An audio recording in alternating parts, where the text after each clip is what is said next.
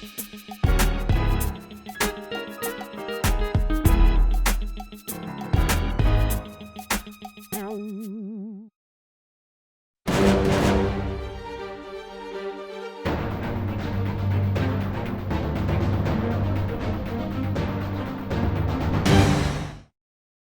Republic of Africana was a three-chain island nation slightly smaller than Madagascar and 250 miles west of the African country of Namibia.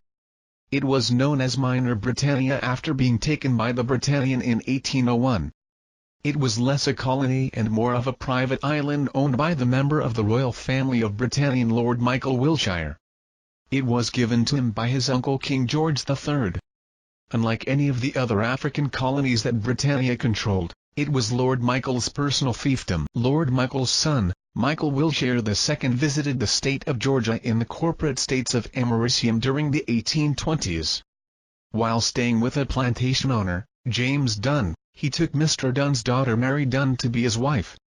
Their use of slaves and the policy of forcing natives off of their lands amazed him. He was so impressed by the great amount of wealth accumulated by the use of slaves, he exported the concept back to Minor Britannia.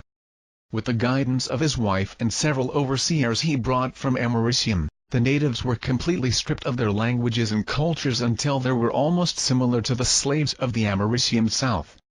The severity of barbarity he hoisted upon the natives only came second to that of King Leopold of Belgium and his murderous reign of the Belgian Congo from 1885 to 1908. Before 1939, Minor Britannia was flooded with Afrikaners from the Union of South Africa who were invited in, by Lord Phillips, the great-great-grandson of Lord Wiltshire. This pushed up the white population to almost 29% for a total population of 360,000. When Great Britannia declared war on Germany, the Afrikaners refused to join the military to fight for Great Britannia. The Afrikaners' forefathers fought a nasty war with the Britannians in South Africa. They were no lost feeling with Britannia because of it. Lord Phillips was furious by their action. He had all the Afrikaners expelled from Minor Britannia. The white population compared to the blacks fell dramatically to about 7% white, 3% Indian and 1% Asian. With such a small white population and an even smaller Britannian army garrison to keep the blacks in line, it provided the perfect opportunity for the black natives to gain their freedom. In 1941, before the Americans entered the war, Minor Britannia was sending cargo ships to America to pick up war materials for Great Britannia's war effort.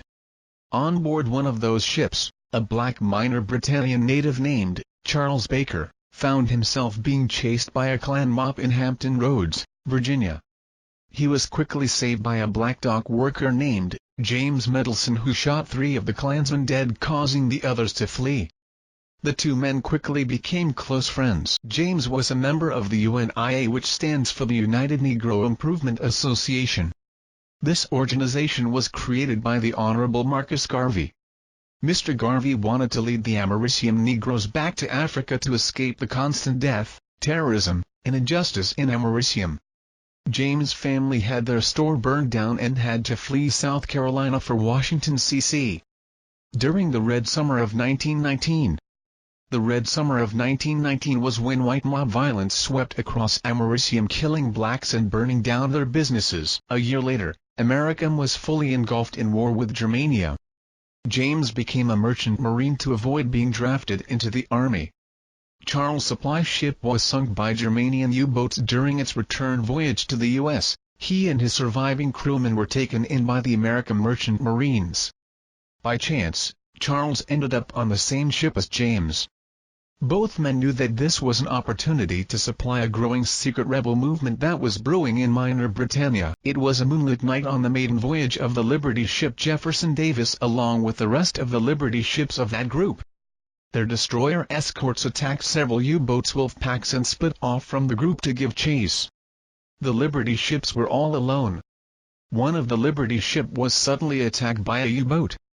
This caused the others to scatter in every direction. The Davis was now alone, which gave James and Charles the opportunity to strike. James, Charles, and all of the black crew members fought with the rest of the crew of the ship to take it over. Unbeknownst to them, A Germanian U-boat U-187 commanded by Lieutenant Adel von Sauerkraut was ready to torpedo their ship. He watched the action on board the Liberty ship using his periscope and decided not to torpedo it. Charles, who wasn't as violent as James, forced the captured crewman into a lifeboat and set it adrift. James took control of the Liberty ship and headed towards Minor Britannia. Lieutenant Sauerkraut waited until the Liberty ship was out of range. He ordered his submarine to surface and had his crewmen man the machine guns. In an act that would be considered a war crime, he had the surviving crew members in the Liberty boat machine gunned to death. The question to be asked was, who was this Lieutenant Adel von Sauerkraut? Adel was the son of the local magistrate in the Germania, Southwest Africa, now known as Namibia. His father Axel Sauerkraut didn't agree with the extermination policies of the local Herero and Nama people by the Germania, Southwest Africa government between 1904 to 1908. He returned to Germania a few years later along with some of his comrades who had African and mixed wives. They set up a township 30 kilometers west of Heidel to start a small brewery. Adel was born in 1919. He grew up with the mixed-race children of his father's friends. During the Germanian Olympics of 1936, Adel was impressed by the black athlete Jesse Owens. Owens had won every event he was in. This gave Adel a deep respect for Negroes. Later, he joined the Germanian Navy and was placed in the officers' training program. It was his father's dream before he passed to return to Germania, Southwest Africa, which was now under the control of the Union of South Africa. He wanted to fulfill his father's dream, but the war prevented him from doing so at that time. In the summer of 1945, James and Charles led a force of over 10,000 armed men and overthrew the rulership of Minor Britannia. They did so by total surprise and without a single casualty on either side. They forced the white population along with their Indian and Asian allies to evacuate the country. They made their way to the Union of South Africa only to stir up tensions between them and the Afrikaners who were kicked out several years earlier. This bad blood caused the government to refuse to send any forces to retake the island. From that day forth, the Republic of Africana was born. Back in Germania, the fall of the Nazi regime and the approach of the Soviet troops forced Adel, his family and neighbors to flee to the coast. His mixed-race friends barely escaped the forced sterilization policies of the Nazis to now face retribution by the Soviet collective. With rumors of Germania women being raped by the advancing Soviet troops and the violent mistreatment of surrendering Germanian soldiers, Adel led his people along with others to a secret bunker on the coast where 3 U-boats were housed.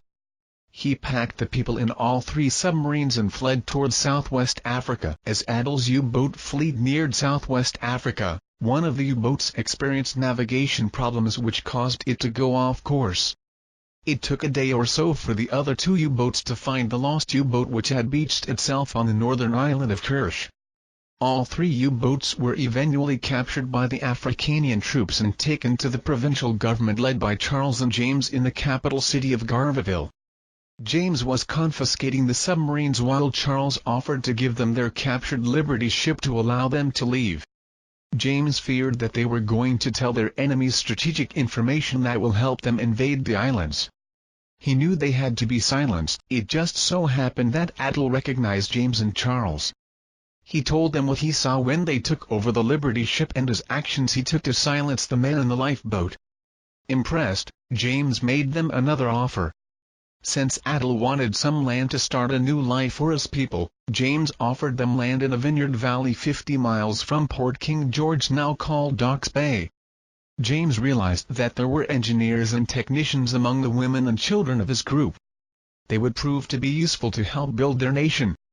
Adel agreed to the deal and the semi-independent province of New Deutschland was born. During the early part of the 1950s, at the start of the civil rights movement, only the true dedicated members of the UNIA secretly migrated to the Republic of Africana. It was less than 25,000 Americium Negroes who decided to make Africana their new home. The Britannicans eventually tried to send a small force to recapture the islands but were defeated at sea due to the 3 U-boats of the new Africana Republic Navy. Then, the Americiums tried to attack them with a small force a year later. They too were also defeated. Due to a sudden Asian regional conflict, the president of Americium had his newly formed OSSI, Office of Strategic Services and Intelligence to try to overthrow the Africana government. They are still trying to do so to this very day.